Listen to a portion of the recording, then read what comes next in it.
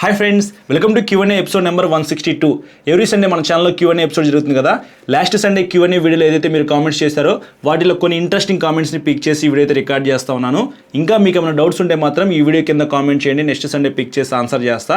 First comment చూసుకున్నట్లయితే భార్గవ్ బన్నీ చేశారు. N160 dual channel ABS 2025 model review చేయమని చెప్పేసి. ఆల్రెడీ 2024 వేరియంట్కి సంబంధించిన వీడియో అయితే మన ఛానల్లో ఉంది. ఎవరైనా N160 కొనుక్కోవాలనుకుంటే ఆ వీడియో చూడండి. 2024 వేరియంట్కి 2025 వేరియంట్కి పెద్ద డిఫరెన్సెస్ అయితే ఏమి లేవు. Same power and torque, same tyres, same suspension, same dimensions అయితే ఆ వెహికల్లో ఉంటాయి. కొత్తగా అయితే ఒక కలర్ అయితే ఇంట్రడ్యూస్ చేశారని చెప్పుకోవచ్చు, గ్రే కలర్ అనమాట. నాకైతే ఆ కలర్ చాలా బాగా నచ్చింది. 160cc సెగ్మెంట్లో బెస్ట్ వెహికల్ అని చెప్తాను, best value for money vehicle అనమాట. కొంచెం ప్రైస్ అయితే పెరిగే ఉండిద్ది. నేనైతే పాత వీడియో రికార్డ్ చేశాను కదా, కుదిరితే మాత్రం ఖచ్చితంగా 2025 వేరియంట్ అయితే అప్లోడ్ చేస్తాను. చాలా వీడియోస్ అయితే పెండింగ్లో ఉన్నాయి కాబట్టి 1 by 1 అయితే నేను రిలీజ్ చేస్తా ఉన్నా. సో వెయిట్ చేస్తూ ఉండండి. ఎవరైనా ఛానల్ని సబ్స్క్రైబ్ చేయకుండా చూస్తున్నట్లయితే సబ్స్క్రైబ్ చేసుకోండి. నేను N160 2025 వేరియంట్కి సంబంధించిన వీడియో అప్లోడ్ చేసిన వెంటనే మీకు నోటిఫికేషన్ కూడా వస్తుంది. నెక్స్ట్ నారాయణ కామెంట్ చేశారు, అన్న NS200 2025 వేరియంట్ వీడియో చేయమని చెప్పేసి. ఈ కామెంట్కి 25 లైక్స్ అయితే వచ్చినాయి కాబట్టి పిక్ చేశాను. చాలామంది అయితే NS200 వీడియో అయితే అడుగుతూ ఉన్నారు, ఇన్స్టాగ్రామ్లో కూడా మెసేజ్ చేస్తూ ఉన్నారు. బ్రో, నేను అతి త్వరలో మీకు బజాజ్ పల్సర్ NS200 మీద వీడియో అయితే రికార్డ్ చేసి అప్లోడ్ చేస్తాను. నాకు తెలిసినంత వరకు డిఫరెన్సెస్ అయితే ఏమీ లేవు 2024 వేరియంట్కి 2025 వేరియంట్కి. కానీ NS200 వీడియో మీద ఎంత ఇంట్రెస్ట్ చూపిస్తున్నారు కాబట్టి ఖచ్చితంగా నేను వీడియో రికార్డ్ చేసి అప్లోడ్ చేస్తా. నెక్స్ట్ కామెంట్ స్టేటస్ బజ్ అయితే చేశారు, GT450 ఈ ఇయర్లో ఎక్స్పెక్ట్ చేయొచ్చా అని చెప్పేసి. ఈ ఇయర్లో మీరు ఆ వెహికల్ అయితే ఎక్స్పెక్ట్ చేయడానికి అవకాశం అయితే లేదు. నెక్స్ట్ ఇయర్లో మనం ఆ వెహికల్ అయితే ఎక్స్పెక్ట్ చేయొచ్చు బ్రో. GT650 చాలా మందికి ఆ వెహికల్ అంటే ఇష్టం కదా. ఆల్రెడీ మన ఛానల్లో డెడికేటెడ్గా ఒక వీడియో రికార్డ్ చేసి అప్లోడ్ చేశాను. సేమ్ అదే డిజైన్లో 450cc తో ఒక వెహికల్ అయితే రావచ్చు అని చెప్పేసి ఒక రూమర్ అయితే ఉంది. సో ఆ వెహికల్ ఏ స్పెసిఫికేషన్స్తో వస్తుంది ఏందనేది వన్స్ ఆ వెహికల్ లాంచ్ అయిన తర్వాత మనకి ఎగ్జాక్ట్గా తెలిసిద్ది అనమాట. మన ఛానల్ని మీరు ఫాలో అవుతూ ఉండండి. నాకేమైనా అఫీషియల్ ఇన్ఫర్మేషన్ తెలిస్తే ఖచ్చితంగా మీకు Q&Aలో అప్డేట్ చేస్తాను. నెక్స్ట్ జీవన్ అయితే కామెంట్ చేశారు, bro upcoming bikes in budget ఉంటే చెప్పండి, ఇప్పుడే కొనాలా లేకపోతే వెయిట్ చేయనా చెప్పండి అన్న. మెయిన్లీ 200cc బిలో అని చెప్పేసి. అప్కమింగ్ బైక్స్ 200cc మనకి ఎక్కువ ఏమీ లేవు బ్రో. సో నాకైతే ఎగ్జాక్ట్ ఇన్ఫర్మేషన్ అయితే లేదు. నేను మీకు కావాలని అయితే చెప్పి తర్వాత మిమ్మల్ని ఆశ పెట్టి వెయిట్ చేయించి ఆ వెహికల్ రావట్లేదని అయితే నేను చెప్పను. నాకు ఏదైనా అఫీషియల్ ఇన్ఫర్మేషన్ ఉంటే నేను మీకు Q&Aలో అప్డేట్ చేస్తూ ఉంటాను. సో బడ్జెట్లో కావాలి అని అనుకుంటే మాత్రం మీరు NS200 అయితే కొనుక్కోండి, అది best value for money vehicle అని చెప్తాను. మంచి పెర్ఫార్మెన్స్ అయితే ఉండేది. 2 lakhs లోపే మీకు ఆ వెహికల్ అయితే వస్తుంది. MT15 కూడా మీరు కొనుక్కోవచ్చు, కాకపోతే 2,20,000 రూపీస్ చేంజ్ అయితే ఉండిద్ది అనమాట. కొంచెం ప్రైస్ ఎక్కువ అయినప్పటికీ మీకు మంచి మైలేజ్ అయితే వస్తుంది, లుక్స్ కూడా చాలా బాగుంటుంది. నెక్స్ట్ ప్రశాంత్ అయితే కామెంట్ చేశారు, shall I wait for Yamaha XSR 155. నువ్వే కాదు బ్రో, చాలా మంది అయితే Yamaha XSR 155 కోసం అయితే వెయిట్ చేస్తూ ఉన్నారు. నన్ను ప్రతి వీడియోలో ఒక్క పర్సన్ అయినా సరే ఈ వెహికల్ గురించి అడుగుతారనమాట. అందుకే ఈ కామెంట్కి 7 likes అయితే వచ్చినాయి. చూద్దాం, Yamaha వాళ్ళు నెక్స్ట్ ఇయర్లో చాలా వెహికల్స్ అయితే లాంచ్ చేస్తారు అని చెప్పేసి నాకు చెప్పారనమాట. కొన్ని స్కూటర్స్ అయితే ఉన్నాయి, RX100 కూడా వేరే పేరుతో రావచ్చు అని చెప్పేసి ఒక రూమర్ అయితే వస్తూ ఉంది కదా. నెక్స్ట్ ఇయర్ దాకా వెయిట్ చేద్దాము. Yamaha వాళ్ళు ఏ వెహికల్స్ లాంచ్ చేస్తే అవి మీకు ఖచ్చితంగా నేను అప్డేట్ చేస్తా. నెక్స్ట్ రాముడు అయితే కామెంట్ చేశారు, అన్న డ్యూక్ 200 2025 మోడల్ రివ్యూ చేయండి అన్న అని చెప్పేసి. 2024 వీడియో ఆల్రెడీ మన ఛానల్లో ఉంది. పాత వెహికల్కి కొత్త వెహికల్కి ఎక్కువ డిఫరెన్సెస్ అయితే ఏమీ లేవు, సేమ్ అదే డిజైన్ అనమాట. మీరు ఒకసారి ఆ వీడియో చూడండి, మీకు నచ్చితే మాత్రం ఖచ్చితంగా మీరు ఆ వెహికల్ అయితే కొనుక్కోవచ్చు. నేనైతే డ్యూక్ 200 యూజ్ చేస్తూ ఉన్నాను. 30 నుంచి 35 కిలోమీటర్స్ మధ్యలో మైలేజ్ అయితే వస్తుంది. టైర్స్ గ్రిప్ బాగుంటుంది, పెర్ఫార్మెన్స్ బాగుంటుంది, లుక్స్ బాగుంటాయి.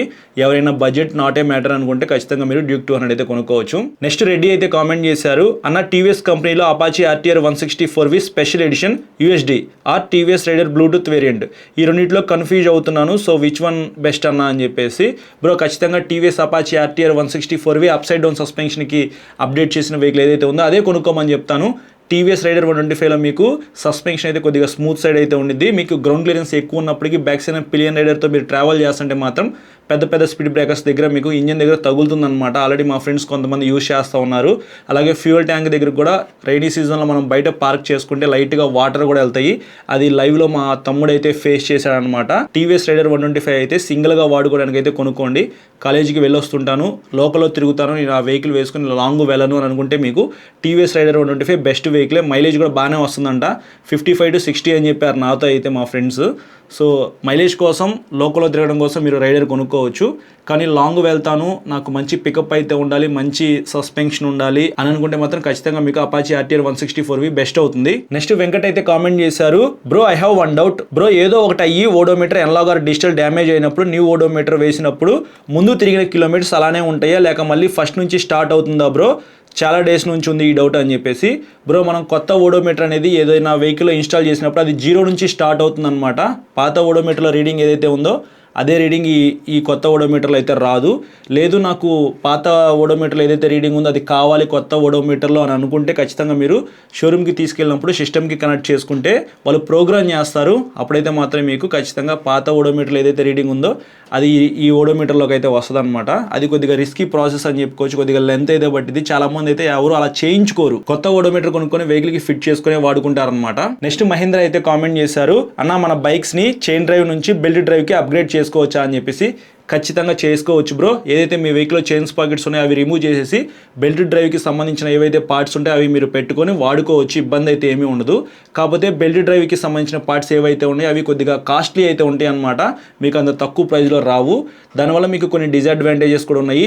పవర్ ల్యాగ్ అయితే మీరు నోటీస్ చేస్తారు. మీరు క్లచ్ వదిలి యాక్సిలేటర్ ఇచ్చినప్పుడు మీకు ఇనిషియల్గా పికప్ ఏదైతే మీరు పాత వెహికల్లో చూస్తారో చైన్ డ్రైవ్లో ఉన్నప్పుడు ఎంత పెర్ఫార్మెన్స్ ఉందో అది బెల్ట్ డ్రైవ్లో ఉన్నప్పుడు ఉండదన్నమాట. లైట్గా పవర్ ల్యాగ్ అయితే నోటీస్ చేస్తారు. కానీ బెనిఫిట్ ఏంటంటే చైన్ లూప్ చేసుకోవాల్సిన అవసరం అయితే ఏమీ ఉండదు. నెక్స్ట్ కౌశిక్ అయితే కామెంట్ చేశారు, bro Husqvarna Vitpilen 250R, Hero Xtreme 250R which is best value for money. Bro Hero vehicles అంటేనే ప్రైస్ తక్కువలో ఉంటాయి, మెయింటెనెన్స్ తక్కువ ఉంటుంది కాబట్టి మీకు Xtreme 250R best value for money vehicle అయ్యే అవకాశం అయితే ఉంది. నాకు ఎగ్జాక్ట్గా ప్రైస్ అయితే తెలియదు కాబట్టి నేను మీకు ఇంకా క్లియర్గా చెప్పలేకపోతా ఉన్నాను. హుస్క్వర్నా విట్ప్లేన్ 250 2,70,000 రూపీస్ లోపు లభిస్తూ ఉంది. పవర్ అండ్ టార్క్ చాలా బాగుంటుంది. మీకు అందులో SOS ఇంజిన్ అయితే ఇచ్చారు, upside down suspension, quick shifter plus చాలా మంచి ఫీచర్స్ అయితే ఇచ్చారనమాట. ఎక్స్ట్రీమ్ 250R అయితే నేను ఇంకా రివ్యూ చేయలేదు కాబట్టి దాని మీద నాకు ఎటువంటి ఇన్ఫర్మేషన్ అయితే లేదు. కానీ స్పెసిఫికేషన్స్ పరంగా చూసుకున్నట్లయితే మీకు చాలా బాగుంది ఆ వెహికల్ అయితే. అందులో మీకు DOS ఇంజిన్ అయితే ఉండిద్ది. హీరో వాళ్ళు కొత్త ఇంజిన్తో తీసుకొస్తా ఉన్నారు కాబట్టి చాలా ప్లస్ పాయింట్స్ అయితే ఉన్నాయి. కొంచెం వెయిట్ చేయండి బ్రో, నేను ఆ వెహికల్ రివ్యూ చేసిన తర్వాత ఈ వెహికల్తో కంపేర్ చేద్దాము. నేనైతే హీరో ఎక్స్ట్రీమ్ 250R తక్కువ ప్రైస్లో తీసుకొస్తారనుకుంటున్నాను. ఇదే ఖచ్చితంగా best value for money vehicle అయ్యే అవకాశం అయితే ఉంది. నెక్స్ట్ అరుణ్ కుమార్ అయితే కామెంట్ చేశారు, బ్రో నాకు హీరో ఎక్స్పల్స్ 210 నచ్చింది, కానీ హీరో వెహికల్స్ లాంగ్ టైంలో ఎలా మెయింటైన్ అని డౌట్స్ ఉన్నాయి. సర్వీస్ ఇంజనీర్స్ దగ్గర ప్రాబ్లమ్స్ వస్తే సాల్వ్ చేసే స్కిల్స్ ఉంటాయా? అది షోరూమ్ని బట్టి ఉండిద్ది బ్రో. ఆ షోరూంలో వాళ్ళు ట్రైనింగ్కి వెళ్ళారా లేదా అనే దాన్ని బట్టి ఉండిద్ది కాబట్టి అది నేను మీకు ఎగ్జాక్ట్గా చెప్పలేను. కానీ వెహికల్ పరంగా చూసుకున్నట్లయితే వెహికల్ చాలా బాగుంది. నేను రైడ్ చేశాను, ఖచ్చితంగా నేను ఈ వెహికల్ కొనడానికి ట్రై చేస్తాను. ఎందుకంటే నేను రైడ్ చేసినప్పుడు మాత్రం చాలా బాగా ఎంజాయ్ చేస్తూ రైడ్ చేశాను అనమాట. సో ఎవరైనా బడ్జెట్లో ఒక అడ్వెంచర్ వెహికల్ కొనుక్కోవాలనుకుంటే నేను ఇది ఖచ్చితంగా సజెస్ట్ చేస్తాను. పాత వెహికల్తో కంపేర్ చేసుకుంటే పవర్ అండ్ టార్క్ అయితే కొద్దిగా పెరిగింది కాబట్టి మీరు రైడ్ చేసేటప్పుడు చాలా బాగా ఎంజాయ్ చేస్తూ రైడ్ చేయొచ్చు. ఇంకా మెయింటెనెన్స్ విషయానికి వస్తే తక్కువ మెయింటెనెన్స్ అయితే ఉండిద్ది. మీరు సర్వీస్ సెంటర్కి తీసుకువెళ్ళినప్పుడు వాళ్ళ దగ్గర మంచి స్కిల్ ఉంటే మాత్రం మీ వెహికల్ని రిపేర్ చేస్తారు. ఎందుకంటే హీరో వాళ్ళు ప్రీమియం అని చెప్పేసి కొత్త షోరూమ్ అయితే తీసుకొస్తా ఉన్నారు. ఆ షోరూంలోనే మీరు ఈ ఎక్స్పల్స్ 210 కానీ ఎక్స్ట్రీమ్ 250R, XMR 250 ఇట్లాంటి వెహికల్స్ అయితే కొనడానికి అవకాశం అయితే ఉండిద్ది. అలాంటి ప్రీమియం షోరూమ్కి ఖచ్చితంగా స్కిల్డ్ వర్కర్స్నే తీసుకుంటారనమాట. వాళ్ళకి వర్క్ రాకపోతే ఖచ్చితంగా ఫ్యాక్టరీకి పంపించి ఆ వెహికల్స్లో ఏమేమి పార్ట్స్ యూజ్ చేశారో మొత్తం ట్రైనింగ్ ఇచ్చిన తర్వాత మళ్ళీ షోరూమ్కి అయితే వస్తారు కాబట్టి ఇబ్బంది అయితే ఏమి లేదు. హీరో అనేది ఇప్పుడిప్పుడే డెవలప్ అవుతూ ఉంది, మంచి ఇంజిన్స్తో, మంచి డిజైన్స్తో, మంచి బడ్జెట్లో తీసుకొస్తా ఉంది కాబట్టి మీరు కళ్ళు మూసుకొని హీరో వెహికల్స్ అయితే కొనుక్కోవచ్చు. ఇఫ్ ఇన్ కేసు ఏదైనా ప్రాబ్లం వచ్చిందనుకోండి ఖచ్చితంగా మనకి వారంటీ ఉండిద్ది, వారంటీలో మనం క్లెయిమ్ చేసుకోవచ్చు. ఇంకోటి మనం వాడుకునే విధానాన్ని బట్టి కూడా వెహికల్ తొందరగా పాడైపోవాలా లేకపోతే ఎక్కువ సంవత్సరాలు రావాలనే దాన్ని బట్టి ఉండిద్ది కాబట్టి మీరు అది మైండ్లో పెట్టుకొని జాగ్రత్తగా రైడ్ చేయండి. ఫైనల్గా నరసింహారావు అయితే కామెంట్ చేశారు, హోండా SP 125 లేదా పల్సర్ 125 ఏది తీసుకోవాలి? I'm farmer. బ్రో పల్సర్ 125 అయితే మీకు చాలా బాగుండిద్ది. సింగిల్ లాంగ్ సీట్ అయితే ఉండిద్ది, మీకు కొంచెం పెర్ఫార్మెన్స్ అయితే ఎక్కువ ఉండిద్ది, బడ్జెట్లో వస్తుంది. మీకు SP 125 ఏదైతే ఉందో డిజిటల్ కన్సోల్కి అప్డేట్ చేశారు కదా, కొంచెం ప్రైస్ అయితే పెంచేసేసారనమాట. సో ఆ వెహికల్తో కంపేర్ చేసుకుంటే మీకు ఈ వెహికల్ ప్రైస్ తక్కువలో వస్తుంది. ఫుల్లీ డిజిటల్ మీటర్ ఉన్న తీసుకున్నారనుకోండి మీకు కొంచెం ప్రైస్ ఎక్కువే.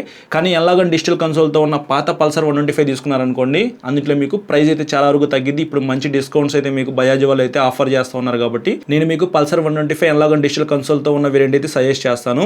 సో ఇది ఓవరాల్గా ఈ సండే Q&A అయితే. ఈ వీడియో నచ్చితే లైక్ చేసి మీ ఫ్రెండ్స్ అందరికీ షేర్ చేయండి. చాలా మంది సబ్స్క్రైబ్ చేయకుండా చూస్తున్నారు, సబ్స్క్రైబ్ చేసుకుని పక్కన బెల్ ఐకాన్ అయితే క్లిక్ చేసి పెట్టుకొని నేను వీడియో పెట్టిన వెంటనే మీకు నోటిఫికేషన్ వస్తుంది. Thank you.